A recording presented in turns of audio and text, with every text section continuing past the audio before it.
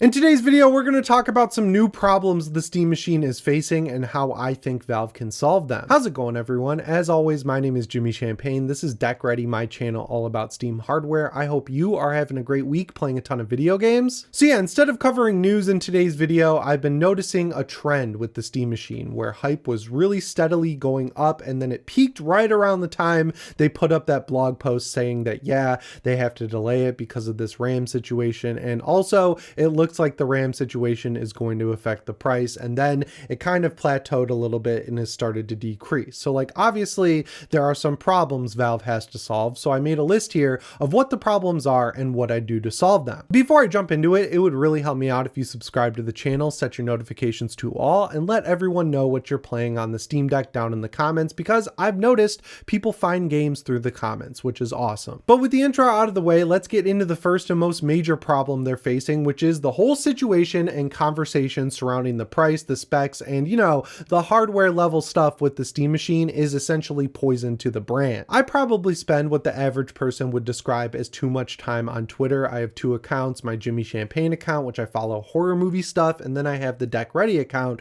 which the algorithm is really good about showing me what people are playing on their Steam Deck, or generally what people are playing on PC. And I also tweet out what I'm playing on the Steam Deck. Like, I take a picture of the Steam Deck in front of my fireplace with whatever game I'm playing, and without fail, within just a couple replies, the conversation always devolves into, when's this thing coming out? How much does it cost? And the reasoning for that is it's a pretty important factor to the Steam Machine's success, right? Like, we can talk all day long about, the prices going up on the PS5, the Nintendo Switch 2, and we will in this segment, but like, it is a really important factor when it comes to the Steam hardware situation. And the reason people want to know about it is because Valve has been dead silent on the issue up until last week, and all they had to share was some interesting details about, it running at 4K 60 with FSR. Other than that, they also talked about how they've reached the point where they have to delay it, but they're going to release it before June in 2026. And also they expect the RAM increase in price to also increase the price of the Steam Machine and even the Steam frame. Now, when it comes to releasing in the first half of 2026, I'm definitely optimistic. Like, I believe that that's what they want to hit, but like, if this RAM situation doesn't resolve itself, I could foresee there being another delay. And honestly, I'm less heated about that than most people. Like, they announced this thing in November, and turning it around within a year is fine with me. Like, if you look back at the PS5 and Xbox Series X, they announced both of those over a year before they both came out. The Switch 2 had a pretty quick run up for sure. Like, I'm 99% certain they announced it at the end of 2024 and they released it by June. So like, that one kind of lines up with what Valve's trying to do with the Steam Machine. So like, I'm less heated about it, but obviously I want them to hit that date because I want to get my hands on the Steam Machine, the controller, and the Steam frame. So when it comes to fixing this problem, the easiest answer that you'd come to first would be just announce the release date and the price, but like, they can't do that because that's the whole reason they haven't announced it yet, is because they don't know if they're going to be able to charge the price they want, and then suddenly RAM or SSDs or GPUs or CPUs are going to be even more expensive, and then instead of eating like $50 to $100 on every Steam Machine, they're suddenly eating the entire MSRP, and that's a bad situation even for a company like Valve. So that is a solution for sure, but I just prefer that they wait until they're absolutely confident they can hit that release date and that price. So the second solution is the one I think they should go with, which is move the conversation away from price. I mean, the only reason everything keeps devolving into when is it coming out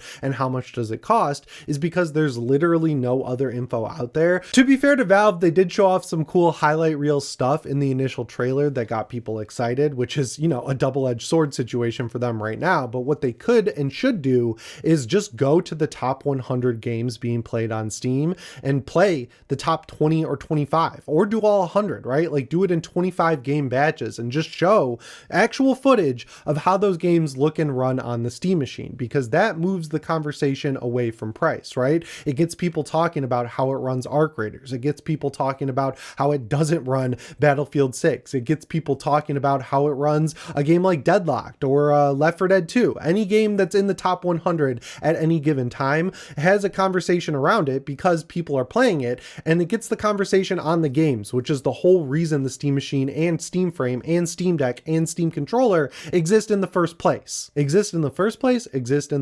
And then when they get a demanding game, I think they have a judgment call. Like, you could show all the different ways every game could run. I feel like that's getting too in the weeds. But if you get to something that, you know, to run it at 4K 60 with an uneven frame time, you have to drop it to ultra performance and use the lowest settings, make a judgment call there and show it running at 30 or 40 FPS with better FSR settings and a medium preset or even some high settings. That's generally how things shake out on PC. And I think that will move the conversation away from the price and release date because, again, the whole reason it exists is to play games. Another thing they could do is show off how it works as a desktop. I know that a lot of people look at it and they just see a PS5 that's in a different box, but it's more than that. You can plug a keyboard and mouse into it. You can plug it into a computer monitor, show some applications running, show it's like workplace or like home office usability, show off what it's like using a Steam machine and why you want it in your home. And that's what people will start talking about. I'm not saying it will completely solve the price and performance arguments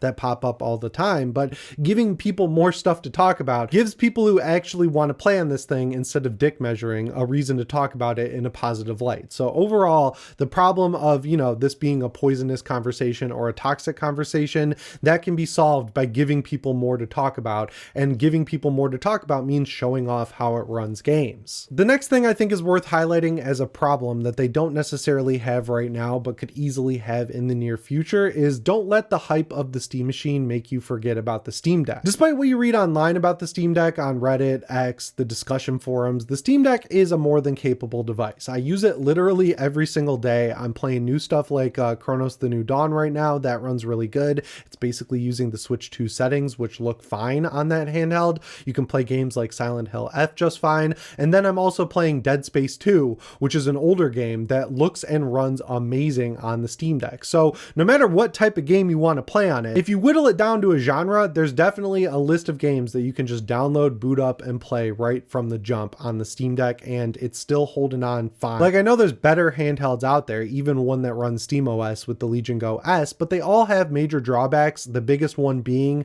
they're all way more expensive, right? Like the Legion Go S starts more expensive than the most expensive Steam Deck OLED. And from that point, you just go up and up and up until you get to like the GPD Win 5 or the ROG Xbox Ally. So like from a price to performance to usability standpoint, the Steam Deck is the reigning champ. And that's why it has an entire fan base around it and why I'm able to run a YouTube channel all about the Steam Deck, right? So I feel like they have a potential problem on their hands by letting the SteamOS features all creep towards Steam Machine, letting the performance targets all creep towards Steam Machine, letting all the problems they solve be for Steam Machine. Now, to be fair to Valve, they don't really have this problem just yet. They're still releasing SteamOS updates that are tailor-made for the Steam Deck. Of course, a lot of the stuff that they're adding to SteamOS for the Steam Machine and Steam Frame just benefits the Steam Deck as well, like all the controller enhancements and everything like that. When they're making their graphics drivers, they should always have the Steam Deck in mind. Also, if this thing comes out and it's kind of expensive, you know, you can always point people towards the Steam Deck OLED. And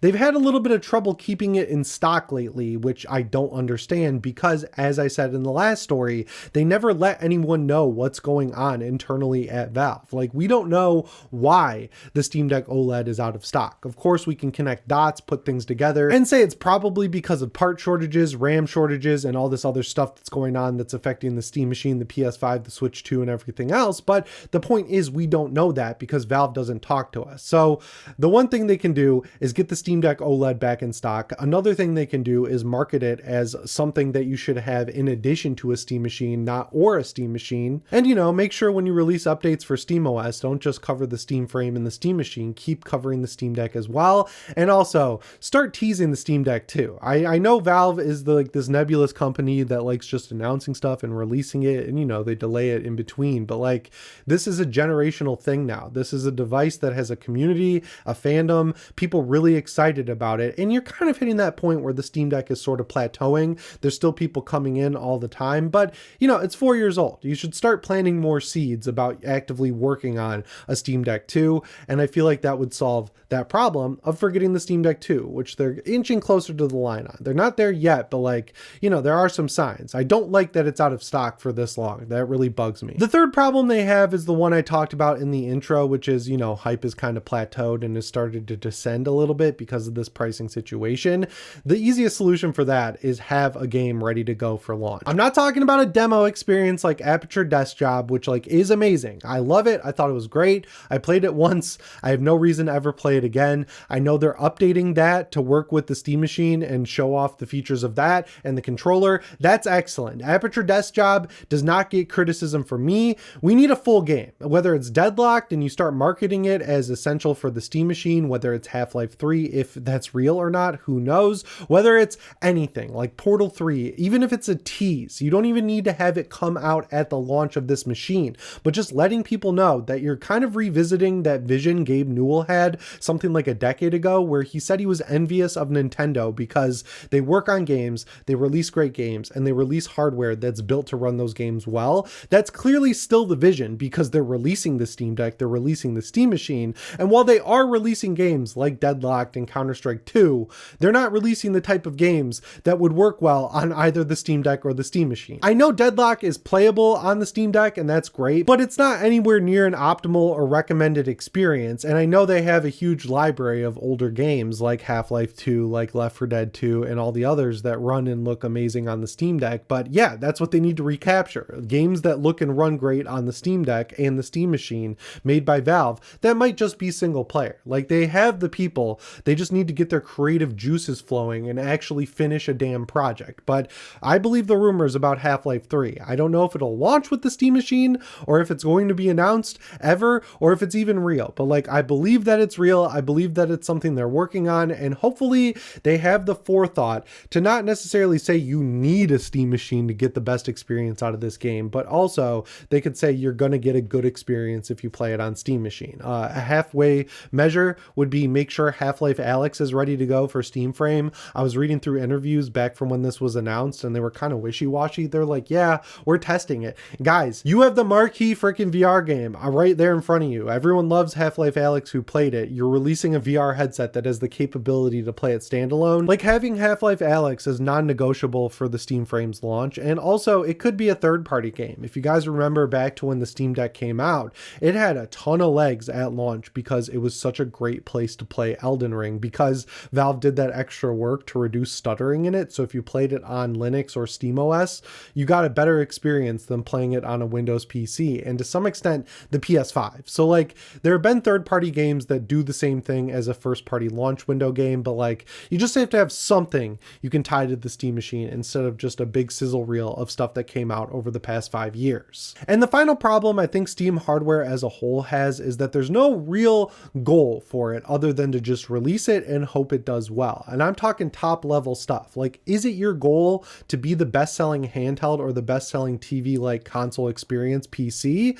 We don't know, because Valve is just saying, we're making this thing, it's cool, we hope you enjoy it. Is it your goal to eventually get people off of Windows and potentially have the mainstream knowledge and success of Windows with SteamOS that makes it the default operating system for gaming? I mean, that's a lofty goal, but I think Valve could do it. It would take a long time, but again, I think it's achievable. The problem is we don't know if that's the goal. So like, I feel like this all kind of goes hand in hand with everything I've been saying, where they're just too quiet. They don't talk to us. We don't know what they actually want.